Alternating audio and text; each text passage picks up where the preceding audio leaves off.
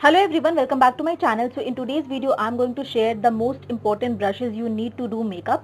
तो मुझे इसके लिए काफ़ी ज़्यादा रिक्वेस्ट आ रही थी कि दी आप जो है कोई ऐसे वीडियो बनाइए जिसमें हम लोगों को ये पता चल जाए कि कौन से एप्रोप्रिएट ब्रशेस है जिनकी हमें ज़रूरत है, क्योंकि मेकअप ब्रशेस के जो सेट्स होते हैं उनमें बहुत सारे ऐसे ब्रशेस होते हैं जिनकी ज़रूरत भी नहीं पड़ती है और कई लोग ऐसे होते हैं जिनको इंडिविजुअली ब्रशेस को परचेज करना पसंद है।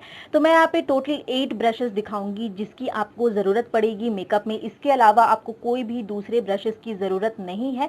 तो इस वीडियो को एंड तक ज़रूर देखिएगा। वीडियो पसंद आए तो वीडियो को लाइक ज़रूर कीजिएगा। आप मुझे इंस्टाग्राम पे भी फॉलो कर सकते हैं। मेरा इंस्टाग्राम हैंडल है femstyle212। So let's begin the video.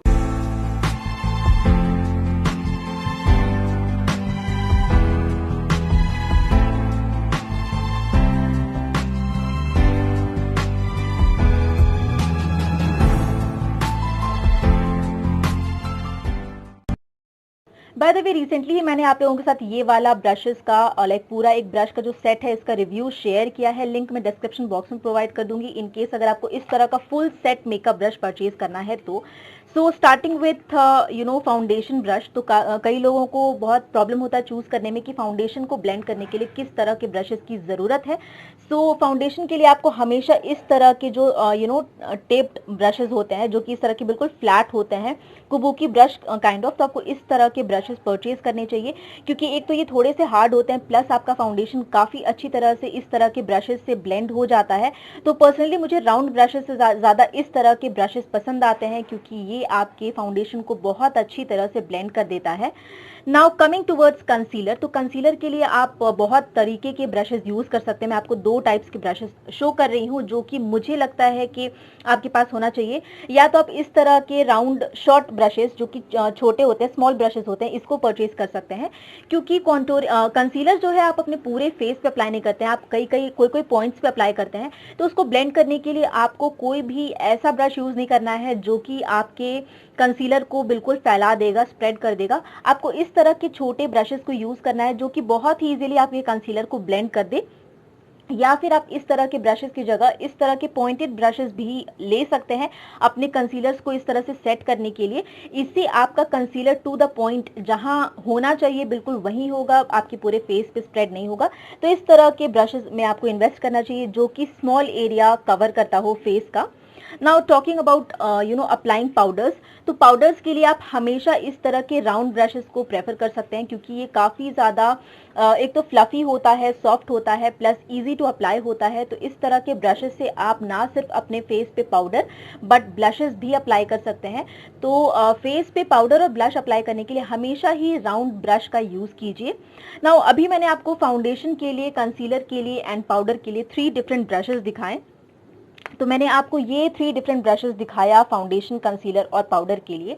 आप चाहें तो इन तीनों ब्रशेस को बिल्कुल स्किप करके आप सिर्फ एक अच्छी क्वालिटी का ब्यूटी ब्लेंडर परचेज कर लीजिए। इससे आपका फाउंडेशन, कंसीलर, इनफैक्ट आप जो है इसकी हेल्प से पाउडर भी अप्लाई कर सकते हैं अगर आप इसको अच्छी तरह से डैम्प करके यूज करेंगे तो। ऑल्दो आपको ब्लश के लिए इस तरह की ब्रश की जरूरत पड़ेगी। तो आप चाहें तो बिल्कुल 2 ब्रशेस को स्किप करके इस तरह का ब्यूटी ब्लेंडर परचेज कर लीजिए। ये आपको बहुत ज्यादा नेचुरल फिनिश देता है तो आप इसमें इन्वेस्ट कीजिए। बट अगर आपको थोड़ा सा ज्यादा कवरेज चाहिए तो आप मेकअप ब्रशेस में स्विच कर सकते हैं। Now talking about applying contours and bronzers. तो जब भी आप कॉन्टोरिंग और ब्रॉन्जिंग करते हैं अपने फेस की तो हमेशा आपको एंगुलर ब्रशेस यूज करना चाहिए जो कि इस तरह से स्लांट फॉर्म में हो। इससे क्या होता है, आपका प्रोडक्ट अप्लाई करना काफी ज्यादा इजी हो जाता है एंड काफी अच्छी तरह से ब्लेंड करता है। तो ये जो है या तो हाईली डेंस्ड आएंगे या फिर इस तरह के बिल्कुल पतली सी स्लीक सी पैकेजिंग में आएगी, लाइक इस तरह के शेप में आएगी या फिर इस तरह के शेप में आएगी। तो आप दोनों में से कोई भी यूज कर सकते हैं जो आपको पसंद हो। तो इस तरह के स्लैंटेड वे में होना चाहिए आपके brushes to apply contouring and bronzing. Now talking about applying highlighters. तो आप हाइलाइटर अप्लाई करने के लिए कोई भी छोटी सी ब्लेंडिंग ब्रश को यूज कर सकते हैं।